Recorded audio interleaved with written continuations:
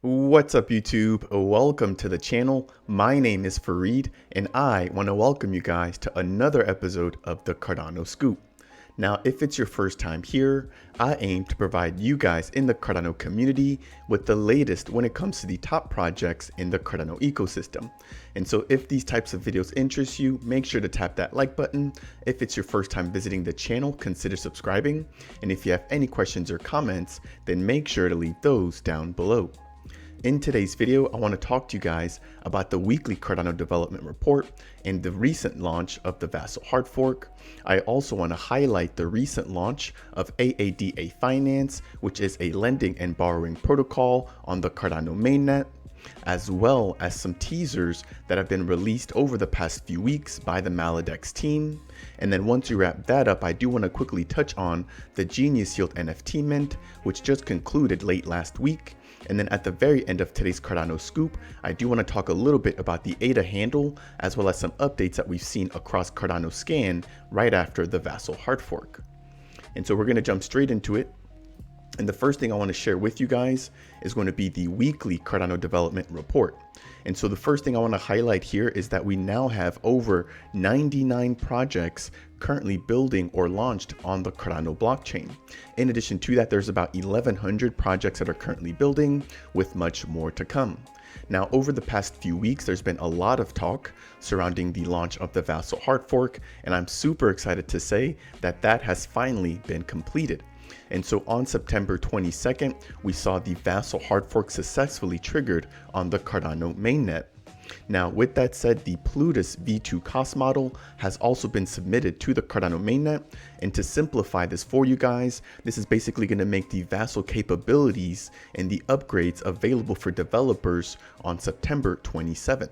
And so at the time of shooting this video, we actually just crossed over into midnight. And so we should start to see those updates available for developers across the Cardano blockchain. So a lot of really big news here this past week in regards to the development on the Cardano blockchain. And then one last thing that I do want to quickly touch on here at the very bottom here is that we can see that Fund 9 voting has closed for Project Catalyst. And so if you're not already familiar with Project Catalyst, this is basically a Cardano specific program that allows for startups on the blockchain to earn money through the Cardano Foundation. Now, they do have to write proposals that have to get vetted. They also get voted on. And so what we've just seen is the voting close for the 9th round of Project Catalyst. Now, over the next few months, there's going to be a new funding round, which will be funding round number 10, in which we're going to see the process restart all over again. And so at that point, you're going to see proposals coming up again from different projects that are looking to get money. And then, or I should say AADA. And then after those proposals are basically completed, there's going to be a vetting process, which includes a review of the proposals and then a bit of community input where there's voting that also occurs. And so if you're not already participating in Project Catalyst, I highly recommend that you do so. That's going to wrap it up for the first update, which again was a quick touch on the weekly development report in the Cardano ecosystem. The next thing that I want to touch on is going to be the recent launch of AADA Finance on the Cardano blockchain. Now, if you're not familiar with AADA Finance, they're basically going to deliver an entirely decentralized way of lending and borrowing crypto assets through peer-to-peer interactions. So let me jump back over into their website here. And this is the front page of their website. So if you guys want to find out more about AADA Finance, you can navigate to aada.finance. From here, you can read a little bit more about their protocol itself, how it functions, and all of its core services. And on top of that, you can review their white paper, their audit reports, and their light paper. Now, I've actually got another tab open here in which we can review the app, which again has officially launched on the Cardano mainnet. And this is going to be one of the first lending and borrowing dApps that's launched fully on the Cardano mainnet. Now, in the likes of AADA Finance, we also have Meld, which will be launching in Q1, or at least their testnet will be launching in Q1 of 2023. We also have Vi Finance and Liquid, which will also be launching in the next coming months. So there's a lot of competitors that will be coming into the space, but it does look like right now AADA Finance does have first movers advantage. Now, with that said, I do also want to just quickly highlight here that on the AADA platform, you're basically going to have the ability to create your loan requests. And in exchange, you're going to lock up your AADA, and then you're going to be able to get some kind of collateral in the form of another Cardano native token. And so, for example, if you maybe want to put up some AADA and then borrow against that, you can borrow other cryptocurrencies such as the MELT token, the AADA token, the CNETA token. Taking a look at the main page of the AADA Finance app, on the left-hand column here, we have the loan, which is what the borrower is looking to receive in exchange for their collateral. To the right of that, we have the collateral that the borrower is going to be putting up in exchange for whatever they're looking to get loaned out to them. And then to the right of that, we also have the interest rate associated with the loan. Again, moving over, we have the term associated with the loan, which in this case is going to be 150 days. And then we also have a pretty cool feature here, which lets you know how safe your loan is, because you also want to make sure that as a lender that you're not receiving a collateral that is not worth as much as what you're providing to the borrower. And then on the very right hand side here, if you're interested in basically providing your assets for this loan request, you can click on this loan button, which will basically prompt you to sign a transaction. And after that, your assets will be provided to whoever is on the other end of this loan request. Now there's also a dashboard here. Now, because I haven't actually interacted with the Dapp, there's clearly nothing here. But they do also support a staking feature. And I do believe as long as you hold the AADA token, you will be able to participate in the governance of their protocol. So that's going to wrap it up here when it comes to updates in regards to AADA Finance. Again, a big congratulations to them. I know they've been working very hard, but I am also looking forward to seeing a lot of the other DeFi projects in the ecosystem roll out over the next coming months. Now, the next thing that I want to talk about after this is going to be some updates that we've now seen from the Maladex team. Now, if you're not familiar with Maladex, they're going to be a research-driven DEX coming to Cardano, and they're going to be providing things such as programmable swaps, synthetic assets, and crypto derivatives and options trading. And so what I want to show you guys here is going to be some teasers that they've been releasing over the past few weeks.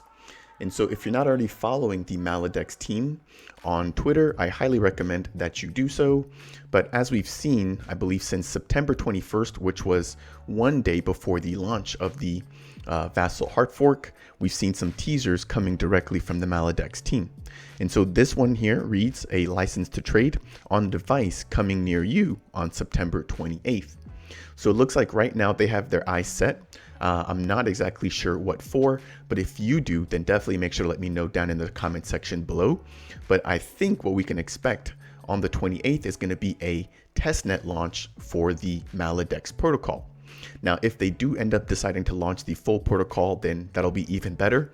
But I'm highly excited for this, and I'm definitely going to be releasing a video as soon as we have more information surrounding what exactly this big announcement is.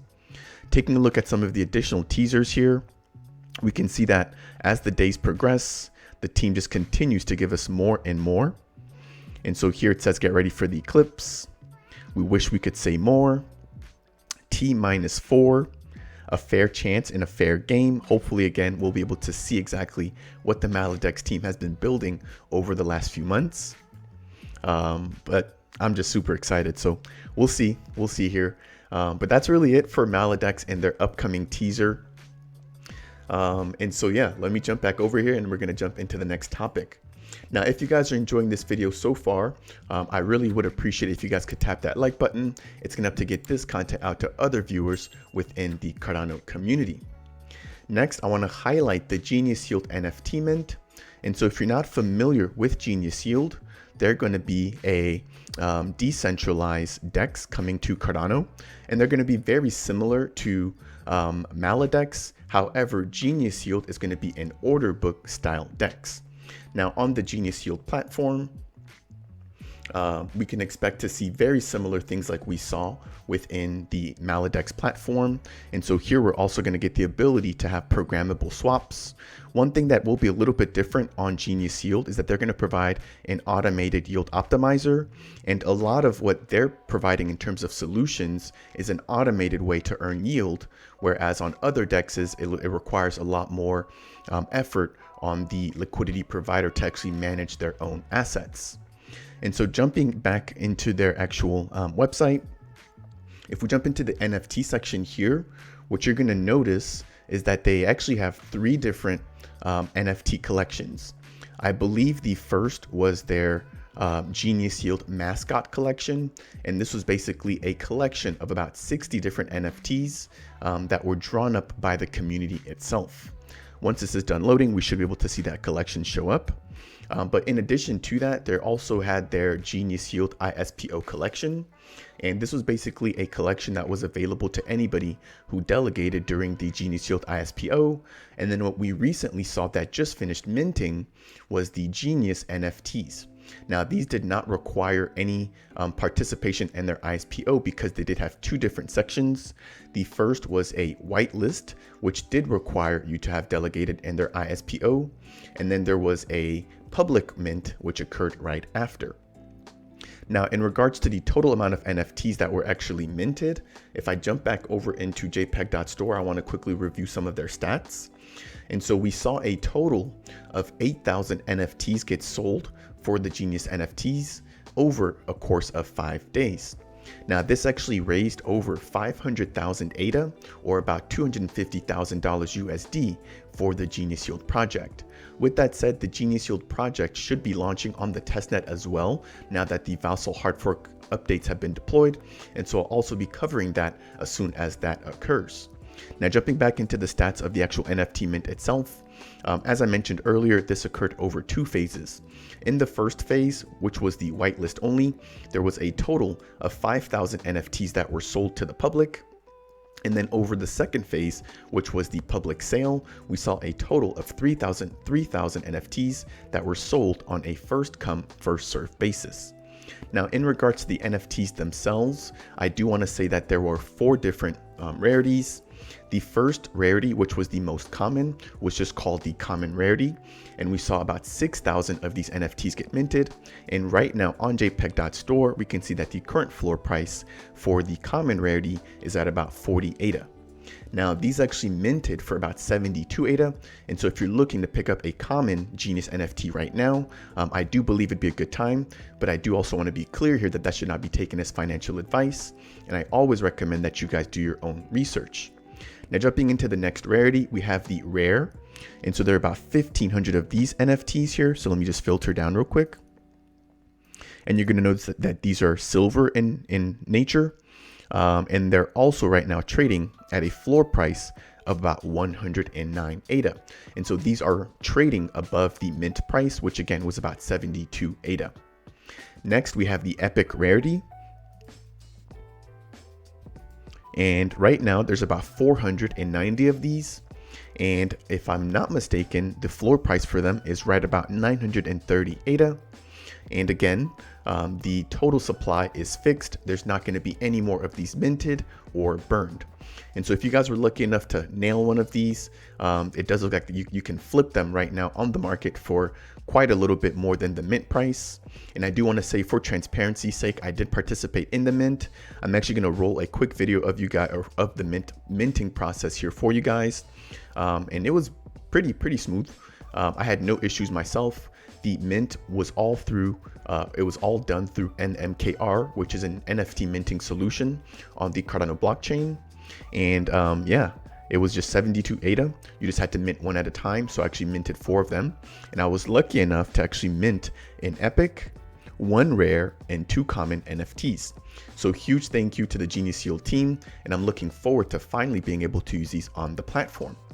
Now, jumping into the most rare NFT, which is the legendary, there was only a total of 10 of these. And so out of 8,000 NFTs, if you were lucky enough to nail one of these, you are a very lucky person. Now, right now, these are trading at a floor price of about 14.5K AADA, or about $7,000 USD. Not bad for a NFT that was minted for about 72 AADA, or about $35. Now, that's going to wrap it up for the updates on the Genius Yield NFT mint. I do want to say that the Genius team has also made additional announcements surrounding the launch of their DEX, which I'll be covering in a fully separate and dedicated video to the Genius Yield project. All right, next I want to talk about AADA handle. And if you're not familiar with AADA Handle, they're going to be an NFT-powered naming solution for your Cardano wallet address. Each of the AADA Handle NFTs is going to be a unique NFT minted and issued on the Cardano blockchain. Now, these NFTs do act as a unique identifier for the wallet that they reside in. And so, for example, if you mint an NFT that is your name and you have that in your wallet, if anybody sends a transaction or UTXO to that particular handle, it's going to get routed directly to your wallet. Now, the cool thing about these NFTs is that they can be sold and they can be transferred to different wallets. And so you can imagine that as the Cardano blockchain grows, there's going to be more demand for simplified Cardano addresses. And I personally believe that the AADA Handle standard is doing a really good job of solving that need. So let me show you guys their website here. If you guys want to find out more about AADA handles, right now we can see that there's been a total of about 161,000 custom Cardano addresses minted or AADA handles minted, and this number continues to grow. Now, one cool thing here is that we can see all of the different platforms or projects launching on Cardano that will be integrating with AADA handles. And as I just actually talked about earlier, we can see that Maladex, Nami, Sunday Swap, Eternal, NMKR, as well as many others will be partnering to adhere to the AADA handle standard. And so again, I think this is going to be really huge for adoption. And if you guys want to figure out more about how the AADA handle standard works, I'll leave the link to their official website down below. Now, one thing that I did want to mention is that moving forward, the AADA handle team will be implementing what they call AADA subhandles. Now, these subhandles will work very similarly to the current handles that we know now, which will also be referred to as root handles. And so subhandles allow any root handle owner, whether it be a person, corporation, or organization, to issue a nested subhandle. And so, for example, let's say that I own the Meld root handle. And if I want to provide a subhandle, I can provide a subhandle where the Meld root handle is the main handle. And then I could maybe have that say John at Meld or something to that effect. Now, the root handle owner may issue as many subhandles as they want or need, which is, again, a really huge benefit of the subhandles coming to Cardano. And there's actually going to be two different types of subhandles. Now, the first is going to be the NFT subhandle, of which works identically to the root handles, wherein the consumer of the issued NFT subhandle retains full ownership and writes that subhandle. And so if you have a subhandle, which is an NFT, it's actually going to be transferable just like the root handles are right now. And you can send those to anybody that you want. Now, let's say that you have a John at Meld subhandle that you actually send over to John that he has in his wallet. Again, he's going to have full rights and full ownership and full control of that NFT subhandle. And so let's say that John were to leave the Meld corporation or the Meld app. At that point, they would actually still have control of that handle, and the root handle owner would not be able to reclaim that. And so that's one of the downsides to the NFT subhandles. However, in addition to the subhandles, the NFT subhandles, there will also be a virtual subhandle. And so the virtual subhandle will also allow the root handle owner to maintain ownership and the rights of the handle. However, they're also going to have the ability to basically revoke that handle. And so unlike the NFT subhandle, the person who is issued the virtual subhandle, they will not have access to that at all times. It's still going to be accessible to the root handle owner. So that was that in terms of updates here when it comes to AADA handles. And on top of that, what we've also seen launch from the AADA handle team is going to be what they call handle tools. Now, handle tools is going to be the go-to place when it comes to finding out anything about AADA handles.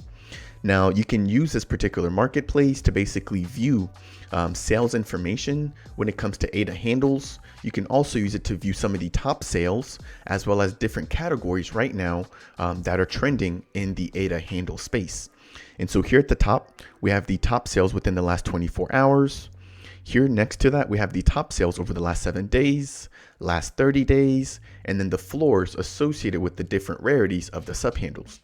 And that's actually something I didn't mention earlier, but the length of the actual handle itself. So depending on whether the handle is a 1-digit or 1-character subhandle versus a 10 to 15 character subhandle, those are going to have different rarities, or those are going to be considered different rarities. And so they're going to have different prices associated with them. Scrolling down here, I can see different categories. And so, for example, there's now the official 10K club, which are basically any digits between 1 and 10,000. There's also the 999 club. There's also the surnames, countries, sub-zero, ultra rare handles, and rare handle categories. And so, for example, let's say I click on the rare category here. I should be able to see additional information surrounding all of the current 3-character NFT handles. And then if you actually want to check the status of a particular handle, whether or not it's been minted or not, you can also do that by using the search bar up here at the top of the page. And so again, a lot of really cool updates coming from the AADA handle team. And I do want to mention one last thing before I move on, and that is that customization will be coming to the AADA handle standard. And so you will be able to associate a profile picture or an NFT with your AADA handle, which I'm personally looking forward to, but we should get more details surrounding that in the next coming weeks. Now, moving along, I do want to also mention that AADA handle has recently integrated with Cardano Scan. And so if you're not familiar with Cardano Scan, this is going to be a Cardano blockchain explorer, which will allow you to review any transactions, stake keys, wallets, and UTXOs on the blockchain.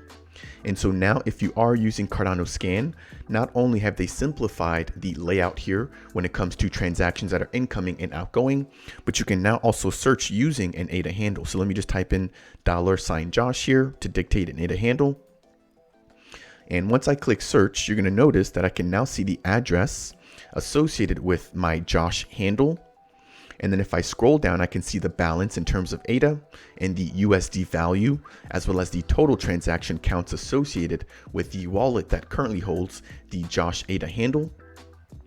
Scrolling down, I can also see the stake key associated with this wallet, as well as some of the transactions that have recently taken place from this wallet.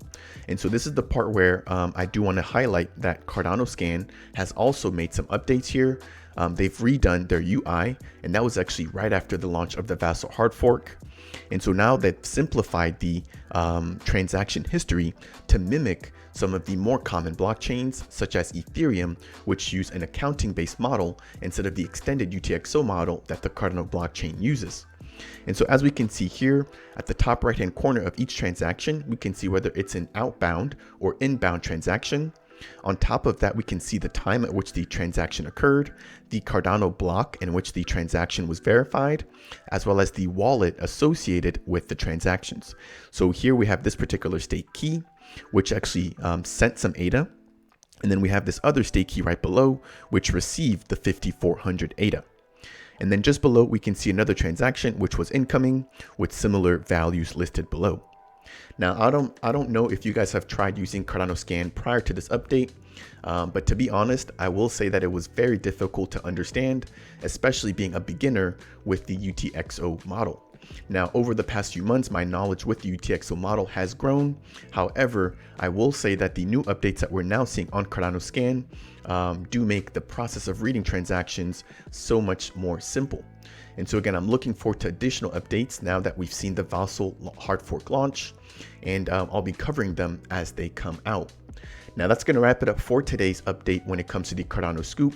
And I do want to remind you guys that if you guys appreciate this type of content, then make sure to tap that like button. If it's your first time visiting the channel, consider subscribing. And if you guys have any questions or comments about any of the content covered in today's video, whether it be about the status of the Vasil hard fork or the launch of AADA Finance, the Maladex teasers, the Genius Yield NFT mint, or the recent updates that we've seen from AADA handle, then make sure to leave those down below. With that said, I will see you guys in the next video. Peace.